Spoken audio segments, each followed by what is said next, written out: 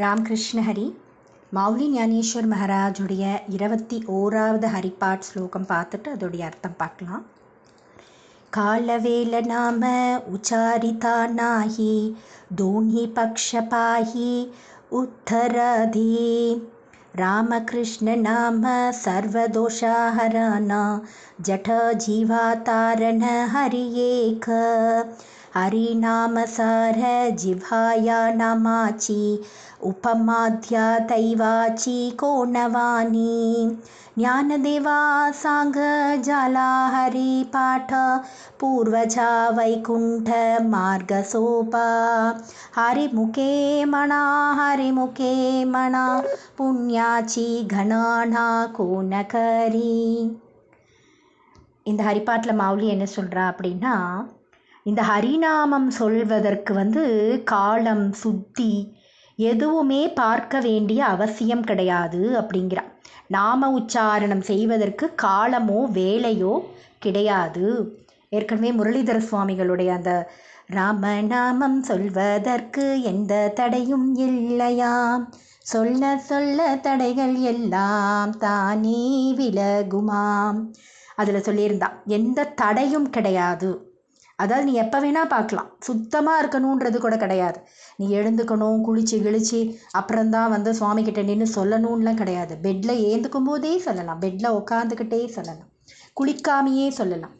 பெண்களுக்கு அந்த அந்த அந்த 3 நாள் பிரச்சனை கூட கிடையாது. நீ அப்போ கூட பகவானுடைய நாமா சொல்லலாம்.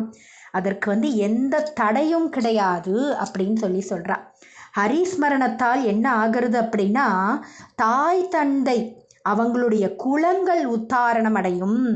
பாகுபாடே கிடையாது. நம்ம பண்ணுறோன்னா நமக்கு மட்டும் கிடையாது, நம்ம குழந்தைகளுக்கு மட்டும் கிடையாது, நம்மளுடைய பரம்பரை அம்மா அப்பா நம்ம ஆற்றுல இருக்கிற மாமனார் மாமியார் எல்லாருக்குமே அவங்களுடைய குலங்களும் உத்தாரணம் அடைகிறது அப்படிங்கிறார்.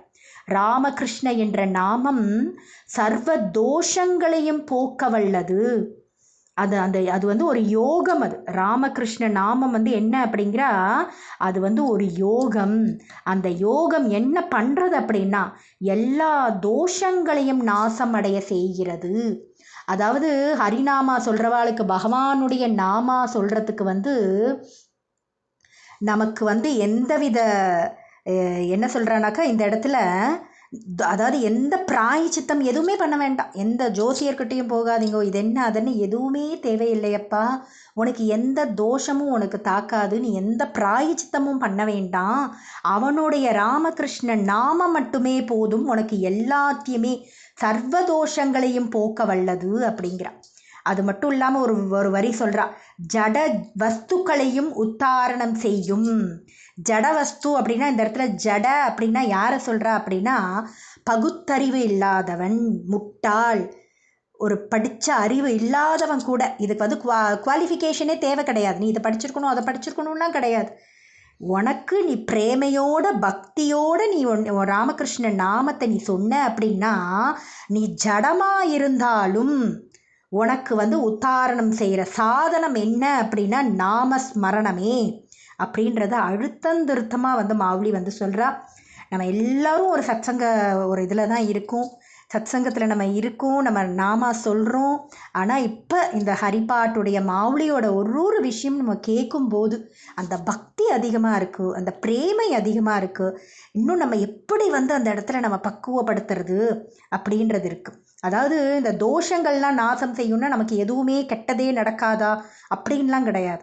எல்லாத்தையுமே ஏற்றுக்கக்கூடிய பகுத்தறிவு, எல்லாத்தையுமே ஏற்றுக்கக்கூடிய பக்குவம்.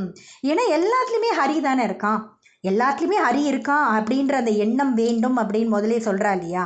எல்லாத்தையுமே நீ ஹரியா பாரு, எல்லாத்துலேயும் ஹரி தான் இருக்கான், அந்த பிரபஞ்சம் முழுக்க ஹரி. அப்படின்னா உனக்கு ஒரு கெட்ட விஷயம் நடக்கிறது, உனக்கு எதிரில் உங்கள் குழந்தையோ உன் ஹஸ்பண்டோ உன் மனைவியோ ஏதோ ஒன்று உன்னை திட்டுறாங்களோ இல்லை ஏதோ உனக்கு பிடிக்காத விஷயம் செஞ்சால் அதுவும் ஹரி தான் அப்படின்ற அந்த எண்ணம் நமக்கு வரும்போது நம்ம எந்தவித தோஷமும் நமக்கு இல்லை, எதுவுமே நமக்கு கெட்ட விஷயங்கள் நம்ம அண்டாது.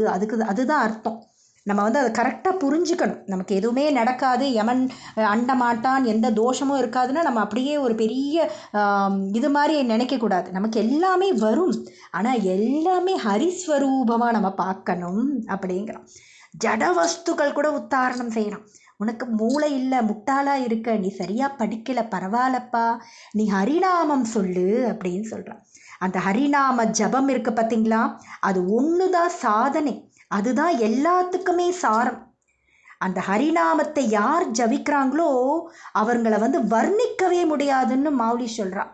இப்போ நம்மளெல்லாம் வர்ணிக்க முடியாதான் மாவுளிக்கு. ஏன்னா நம்ம மாவுளியோட ஹரிப்பாட்டை கேட்டுட்டு நிறைய மாற்றங்கள் நமக்கு தெரிஞ்சிடுது. இப்போது எப்படி பண்ணணும், எப்படி பக்தி பண்ணணும், எந்த வித பக்குவத்தோட, என்ன பிரேமையோட, என்ன மனதளவில் எப்படி இருக்கணும் அப்படின்ற அந்த ஒரு இது நமக்கு தெரிஞ்சிடுது. அந்த வழிமுறைகள் எல்லாமே நமக்கு தெரிஞ்சிடுது. அப்போது நம்மளை வந்து வர்ணிக்க முடியாதுன்னு மாவுளி சொல்கிறான்.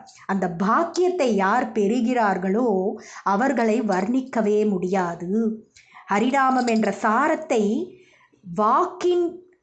பாக்கியத்திற்கு உபமானம் யாரால் கூற முடியும்? கொஸ்டினே கேட்குறான், நம்மக்கிட்டேயே கேட்குறான். அதை வந்து உபமானம் யார் வந்து அதுக்கு பரிசளிக்க முடியும், யார் வர்ணிக்க முடியும் அப்படிங்கிறான். ஞானேஸ்வர் மகாராஜ் கடைசியாக சொல்கிறது என்ன அப்படின்னா, நான் ஹரிநாமத்தை சொல்வதால் என்னுடைய மூதாயர்கள் வைகுண்ட பாதம் சுலபமாயிற்று. அவருடைய மகாராஜுடைய, ஞானேஸ்வர் மகாராஜுடைய அந்த பரம்பரை, அந்த மூதாயர்கள் இருக்கா இல்லையா, மூதாதையர்கள், அவங்களுக்கு வந்து இந்த வைகுண்ட பதம்ன்றது சுலபமாயிற்று. எனக்கு ஆச்சப்பா, உனக்கும் தானே ஆகணும். அதாவது ஒரு வாஷிங் மிஷின் ரிப்பேர் ஆகிடுத்து வரான், ஒரு டிவி ரிப்பேர், அந்த டிவி கடைக்கு போனோன்னா அவன் அந்த டிவியை யூஸ் பண்ணணுன்றது கிடையாது, அந்த வாஷிங் மிஷின் அவன் யூஸ் பண்ணணுன்றது கிடையாது. ஆனால் இங்கே அப்படி கிடையாது. அவள் மகான்கள் எல்லாம் அப்படியே உணர்ந்து அவள் பண்ணதை நமக்கு சொல்லியிருக்கான். அவள் பண்ணி அவளுக்கு என்ன ரிசல்ட், எந்த ரிசல்ட் என்னன்றதை நமக்கு சொல்லி கொடுக்குறான். நான் பண்ணப்பா, என்னுடைய பரம்பரை, என்னுடைய பித்ருக்கள், அவளுக்கெல்லாம் வைகுண்ட பதம் வந்து சுலபமாக கிடைச்சது. அதனால் நீங்களும் பண்ணுங்க, நாம சங்கீர்த்தனம், உங்களுக்கும் வைகுண்ட பாதம் சுலபமாகும் அப்படிங்கிற அந்த பாதையை, இந்த நாம சங்கீர்த்தனம் அந்த பாதையை வந்து அடைந்தால் முன்னோர்கள் வைகுண்ட மார்க்கம் வந்து சுலபமாயிற்று, அதே மாதிரி உனக்கும் கிடைக்கும் அப்படின்னு மாவுளி இந்த 21வது ஹரிப்பாட்டில் சொல்கிறா. நாளைக்கு 22வது ஹரிப்பாட், அதோடைய அர்த்தம் பார்க்கலாம். ராம் கிருஷ்ண ஹரி. ஓம் ஸ்ரீ மாத்ரே.